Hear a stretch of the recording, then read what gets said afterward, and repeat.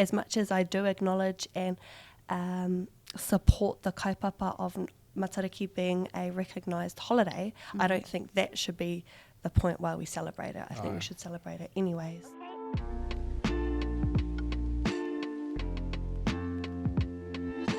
Kia ora anō e te whānau no mai haere mai, welcome back to episode 2 of our Matariki special on HOIHOI ko Janaye Henry toku ingoa no ngā tai kahuki whangaroa ahau. Kia ora tātou, ko Josh Aoraki tōku ingoa no Ngai Tahuahau, and today we have a special manuhiri with us. Tēnā koe Hana-Rawhiti. Kia ora. Kia ora, kia ora te whānau, ko Hana-Rawhiti Maipi tōku ingoa. He uri tēnei no Ngāti Mahuta, Ngāti Whawhākia, Ngāti Wairere, me ngā puhi anō hoki tēnā rā tātou. Kia ora, Kia mauri ora. ora. Just to catch you up, on our last episode we talked about Matariki, specifically reflections, reflecting, and the kaupapa of this podcast is... Celebrations. Yeah, we're all about it. So, Josh here is kind of our resident astronomer, Yeah. I'd so. say. What's your kaupapa? My kaupapa, my aku pū manawa, ko te maramataka Māori, ngā āhuatanga katoa te tai ao Māori. So anything that has to do with Māori, rangatahi and the environment is what I'm all about. And my kaupapa, I don't like to call it a business, but more of a movement, is mahina. So yeah, that's me. Oh, welcome. I love that you said that you don't like to call it a business. It's a movement. That's incredible. Write that down. That's amazing. So we are talking about celebrations specifically today. So I was wondering if you would want to share with us what you do to celebrate Matariki. Yeah, cool. First and foremost, just acknowledging and celebrating Matariki as a kaupapa.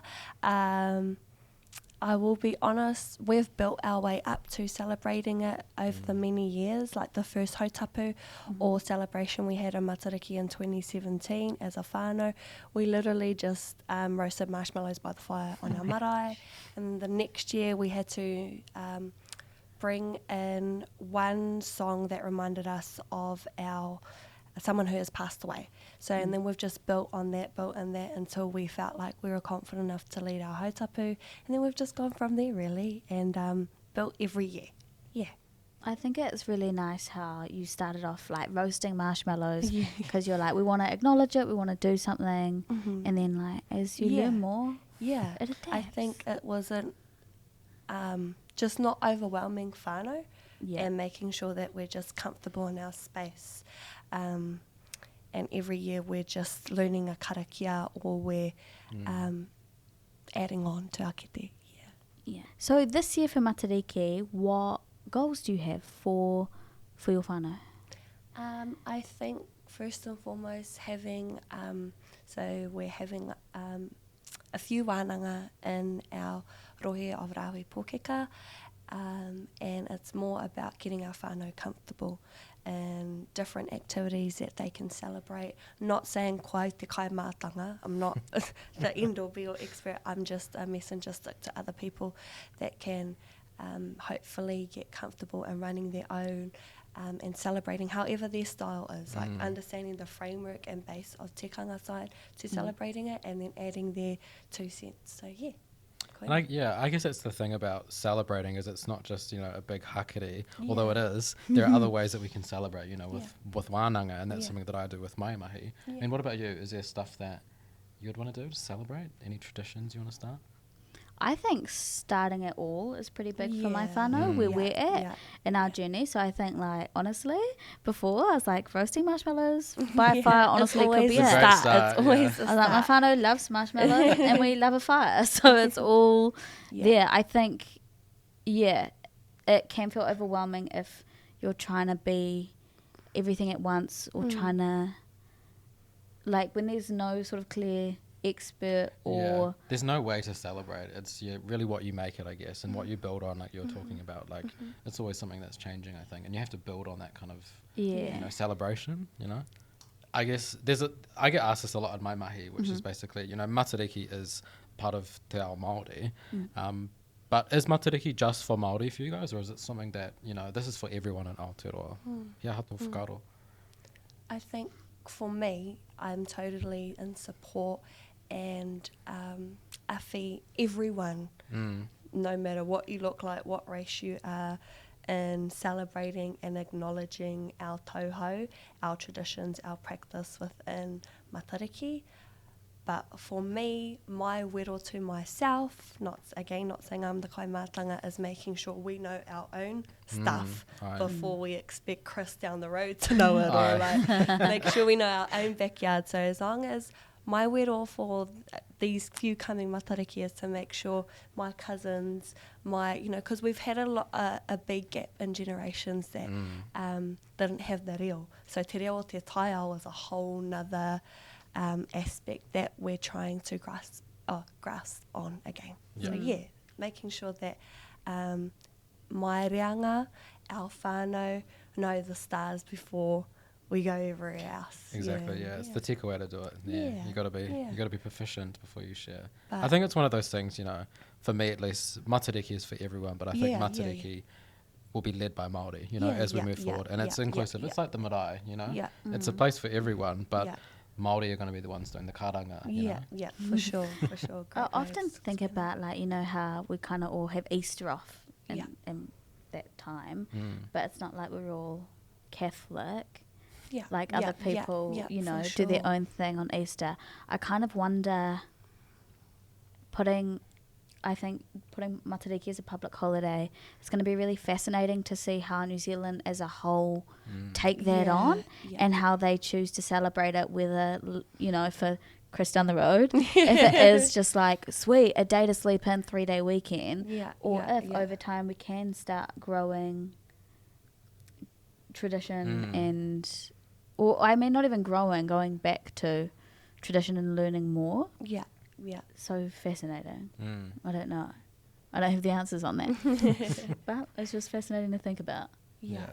So what are 3 different kupu or whakaaro that come to mind when you think of Matariki celebration? So for me, it would be ko taitanga altogether, kai, food, and warmth being by ahi. So what's your guys' 3? Maku, I would say kai. You gotta have food, obviously. Whakaata, reflection, to look back, and whakanui. Whakanui, ngā tangata katoa. Awesome. My 3 are going to be ngā whetū. Awesome. Learning. And maunga. I think because in my class in 2020, we had to hikoi up heaps of maunga every morning because we were trying to see Matariki, but it was cloudy every morning. So we just walked up this maunga so many times, and we're like all trying to pretend like we're not gutted that we haven't seen it. We're like, all good, we'll try again tomorrow. And we're struggling up the hill. It was big. So maunga for me.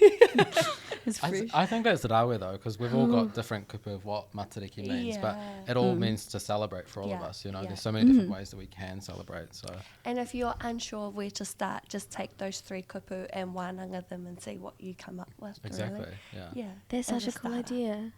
I love that. That's so cool. I was like, maybe that'll be my tradition. Like, I will walk up a maunga on one day where I know I'm not going to see and hope the clouds out there. Yeah. It's my tradition. I just keep going up. What are some traditional ways of celebrating Matariki? Open partai for the... Do you have any traditional ways? So as a whānau, we're still learning, still ruku through whakapapa and different variations, because to each iwi there's a different variations of how to celebrate Matariki. But for us, we like to open karakia through our Paimarire faith, and then to set down different offerings of each whetū. So for tupuanuku, kaumara, and we've just to add in my 2 cents with tupuanuku, we've been trialling a Marakai community space. That's awesome. And we're in our hapori, and we've just harvested kumara, or not just, but we were on the end of harvesting kumara. So this year we're able to contribute the kumara that we've planted in November, and hopefully each year we That's so cool. learn how to gather that kai for the hautapu. And then our uncle and auntie have just gotten their diving certificates last week. Yeah, so he wants to buy a boat, but that's a whole nother different kaupapa. He's like, it's for Matariki. That's why I need a boat.